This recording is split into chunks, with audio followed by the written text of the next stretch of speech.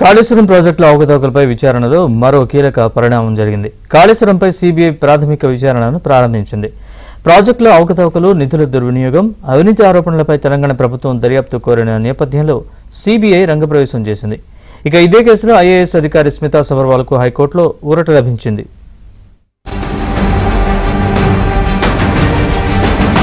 BRS ప్రభుత్వం ప్రతిష్టాత్మకంగా నిర్మించిన కాళేశ్వరం ప్రాజెక్టు నిర్మాణంపై సీబీఐ ప్రాథమిక విచారణను ప్రారంభించింది. NDSA report, justice BC Ghosh commissioner reports పై సీబీఐ అధికారులు దర్యాప్తు చేపట్టారు. కాళేశ్వరం ప్రాజెక్టులో అవినీతి జరిగిందని సీఎం రేవంత్ రెడ్డి, మంత్రులు ఆరోపిస్తున్నారు. ఈ క్రమంలో సీబీఐ దర్యాప్తు ప్రారంభించడం ప్రాధాన్యం సంతరించుకుంది. కాళేశ్వరం ప్రాజెక్టులో భాగంగా సుందిళ్ల అన్నారం, మేడిగడ్డ బ్యారేజీల అవకతవకలపై తెలంగాణ ప్రభుత్వం సీబీఐ విచారణకు ఆదేశించింది. అయితే ఇప్పటి వరకు ఎఫ్ఐఆర్ నమోదు చేయలేదు. ప్రాథమిక దర్యాప్తు తర్వాత సీబీఐ ఎఫ్ఐఆర్ నమోదు చేసే అవకాశం ఉన్నట్లు తెలుస్తోంది. కాళేశ్వరం ప్రాజెక్టులోని అవినీతిపై సీబీఐ దర్యాప్తునకు తెలంగాణ ప్రభుత్వం ఆదేశించి సెప్టెంబర్ 1వ తేదీన కేంద్రానికి లేఖ కూడా రాసింది. ఎన్డీఎస్ఏ రిపోర్టు ఆధారంగా సీబీఐ ఎంక్వైరీ చేయాలని విజ్ఞప్తి చేసింది. కాళేశ్వరం కార్పొరేషన్ అంతర్రాష్ట్ర అంశాలపై విచారించాలని విజ్ఞప్తి చేసింది. కేంద్ర రాష్ట్ర ప్రభుత్వాల ప్రమేయంపై విచారించాలని లేఖలో తెలిపింది. కాళేశ్వరం డిజైన్, క్వాలిటీ లోపాల వల్లే పగుళ్లు వచ్చాయని ఎన్డీఎస్ఏ రిపోర్టు ఇచ్చిందని తెలిపింది.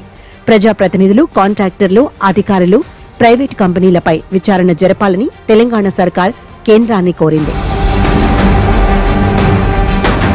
కాళేశ్వరం ప్రాజెక్టు అంశంలో సీనియర్ ఐఏఎస్ అధికారిని స్మితా సబర్వాల్కు తెలంగాణ హైకోర్టులో ఊరట లభించింది. జస్టిస్ పీసీ ఘోష్ కమిషన్ నివేదిక ఆధారంగా ఆమెపై చర్యలు తీసుకోవద్దని ఉన్నత న్యాయస్థానం ఆదేశించింది. జస్టిస్ పీసీ ఘోష్ కమిషన్ ఇచ్చిన నివేదికను స్మితా సబర్వాల్ హైకోర్టులో సవాల్ చేశారు.